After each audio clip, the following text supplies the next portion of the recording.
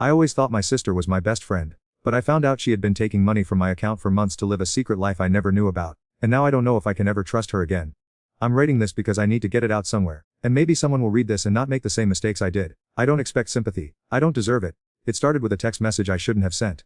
Sarah had been working late again, third time that week. Our apartment felt empty, and I streamed through Instagram when I saw Emma's story. She was at some rooftop bar downtown, looking incredible in a way that made my chest tight with something I told myself was just nostalgia. Emma and I had history. College sweethearts who broke up when we graduated and went to different cities. But she moved back 6 months ago, and we'd been friendly. Too friendly, if I'm being honest. Looks fun. I texted her photo. Innocent enough, right? You should come. Sarah working again. That question hit different. Like she understood something Sarah didn't. Like she saw how lonely I felt in my own relationship. I should have put my phone down. Should have called Sarah instead. Should have done literally anything else. But I didn't. Yeah, always. Maybe next time and maybe tonight. One drink won't. My fingers hovered over the keyboard for what felt like forever. Sarah and I had been together for 3 years. We were talking about moving in together officially, maybe getting engaged next year. She was brilliant, funny, beautiful. She loved me in this pure, trusting way that made me feel like the luckiest person alive. But lately it felt like work came first. Her promotion meant longer hours, canceled dates, falling asleep during movies. I felt invisible in my own relationship. One drink, I typed. The bar was crowded, loud, full of people living their best lives while I sat there knowing I was about to ruin mine. Emma looked even better in person, and when she hugged me hello she held on just a second too long. I've missed you, she said. We talked for hours. About college, about dreams we'd abandoned. About how different our lives could have been if we'd tried harder back then. She listened in a way Sarah hadn't in months. She laughed at my jokes. She touched my arm when she talked, and when she suggested going back to her place for another drink I said yes. Nothing happened that night. Not really. We kissed goodbye at her door, and it lasted maybe 3 seconds longer than a friendly kiss should. But in those 3 seconds, I crossed a line I'd never crossed before. I drove home at 2 a.m. with my heart pounding and my phone buzzing with worried texts from Sarah. Where are you? I came home early to surprise you and you're not here. Getting worried. Sorry, went out with the guys, be home soon. The lie came so easily. Sarah was waiting up when I got home, wearing the lingerie she'd bought for our anniversary last month. She'd ordered takeout from our favorite place and had candles lit on the kitchen table. Surprise, she said, but her smile was uncertain. You smell like perfume. Emma was there. You know the hugs. Another lie, so smooth, so casual. Sarah's face relaxed, and she kissed me hello like she always did. Like she trusted me completely. That trust felt like acid in my throat. We ate dinner and she told me about her day, about the project she was excited about how she'd left work early just to surprise me. She was glowing with happiness, and all I could think about was Emma's hand on my arm and how alive I'd felt for the first time in months. I love you, Sarah said as we went to bed. I love you too, I replied, and I meant it. That's what made it worse. But I was already planning when I'd see Emma again. The next few weeks were a blur of secret messages, deleted texts, and elaborate lies. Sarah noticed I was distracted but blamed it on work stress. She was so understanding, so supportive. She made my favorite meals and gave me space when I said I needed it. Every kindness felt like a knife twisting deep. Emma and I met for coffee. Then lunch, then drinks again. Each time we got a little closer to crossing the line we were dancing around. She'd put her hand on my thigh under the table. I'd brush her hair behind her ear when she leaned in to whisper something. We're not doing anything wrong, she said one afternoon, her lips inches from mine in her car after lunch. But we both knew we were lying. The real betrayal happened on a Thursday. Sarah was in Chicago for a work conference, staying overnight. She called me that morning excited about her presentation, telling me was there to celebrate with her afterward. I miss you already, she said. Can't wait to come home tomorrow and tell you everything. I told her I missed her too. Then I called Emma. She came over to our apartment. To the place Sarah and I had built together, with photos of us on every surface, and her mug still in the sink from that morning. I won't go into details about what happened next. It doesn't matter. What matters is that I shattered something precious and irreplaceable because I was selfish and weak and convinced myself I deserved more than what I had. Afterward, lying in the bed I shared with Sarah, Emma traced patterns on my chest and talked about how this felt right, how we should have never broken up in college, how maybe this was the universe giving us another chance. All I felt was sick. When Sarah came home the next day glowing with success from her presentation, she hugged me tight and said, I have the best news. They offered me a promotion, but I can take it here instead of relocating. We can start planning our future for real now. She was so happy.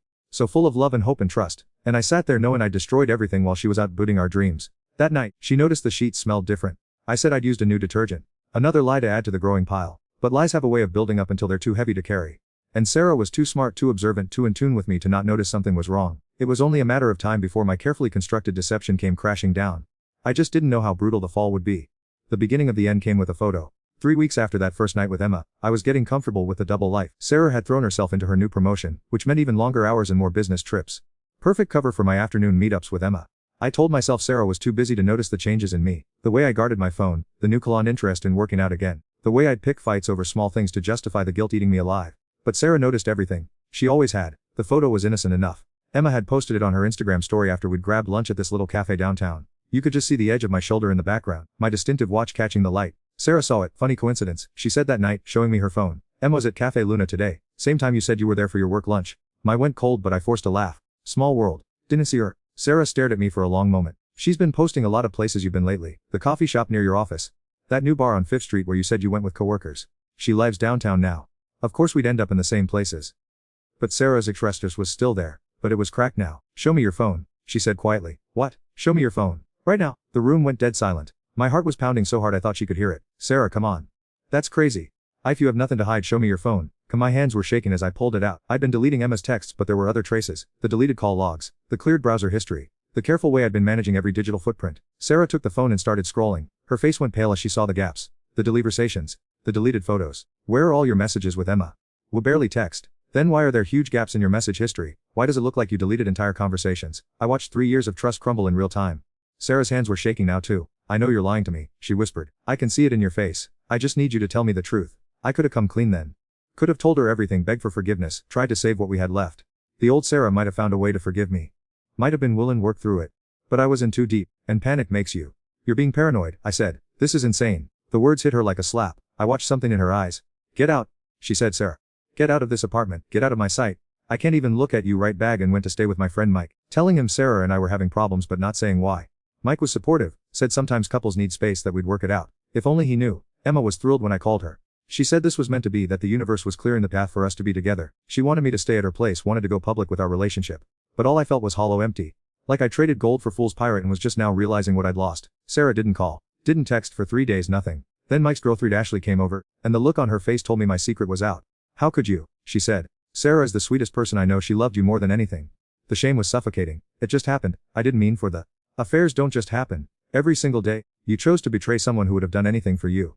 Ashley was Sarah's friend too, and through her, I learned what my cheating had really done. Sarah had lost 12 pounds in 2 weeks. She couldn't sleep, couldn't eat. Her coworkers were worried because she'd started crying at random moments during the day.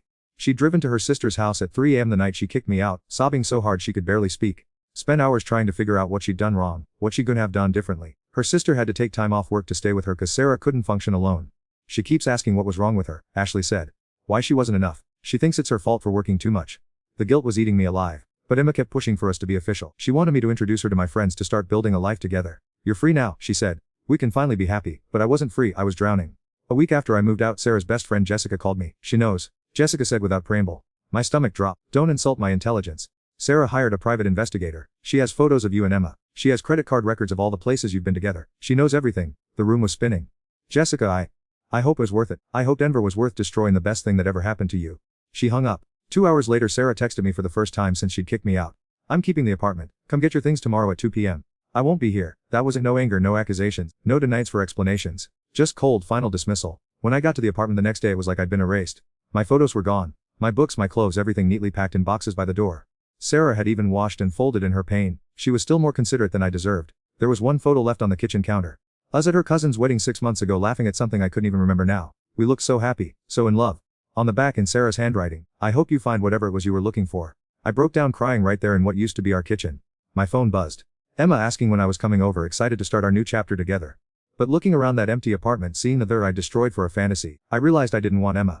I'd never really wanted Emma. I'd wanted an escape from my own restlessness, my own inability to appreciate what I had. Emma was just the nearest exit door. And now I was standing in the wreckage of the best thing I'd ever had, holding a box of memories and a phone full of messages from someone who thought she'd won a prize. The worst part, I couldn't even blame anyone but myself. Sarah deserved better than me. She always had. I just wished I'd figured that out before. 6 months later, I learned what real consequences look like. The thing about small social circles is that everyone knows everyone. Sarah and I had been together for 3 years. Coworkers who knew us as a couple, family members who loved us both. When the truth came out, I became a pariah overnight. Mike stopped returning my calls after Ashley told him what really happened. I can't be friends with someone who would do that to Sarah. He said, she's like a sister to me. My work friends distanced themselves.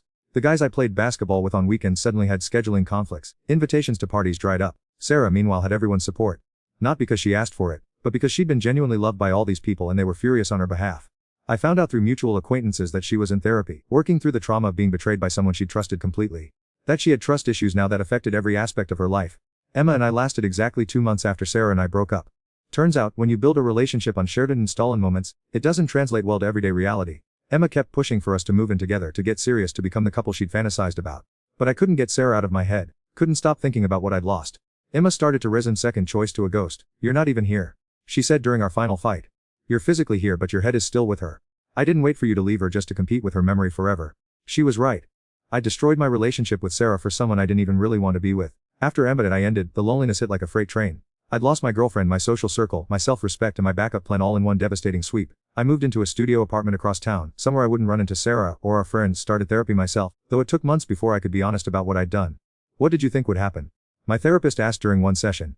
I don't know. I didn't think past the moment, I guess. You didn't think Sarah would find out. You didn't think it would hurt. I thought I could manage it, keep everybody happy. The look on her face was pure professional disappointment. You thought you'd have your cake and eat it too. She was right. I'd been so focused on what I wanted in the moment that I'd never considered the human cost of my choices. 8 months after our breakup, I saw Sarah at a coffee shop downtown. She looked different, thinner but stronger somehow. Her hair was shorter and she was laughing with a woman I didn't recognize. Our eyes met across the room. For a second I thought about walking over, trying to apologize, maybe asked how she was doing, but the way she looked at me stopped me cold, not angry. Not, just empty. Like I was a stranger who meant nothing to her. She turned back to her conversation without acknowledgement, and I left without ordering. That night I found out through Instagram that I'd started dating someone new, a woman named Claire who worked in environmental law. They looked happy together in a way that made my chest ache with recognition. Sarah was smiling the same way she used to smile at me, before I broke her ability to trust.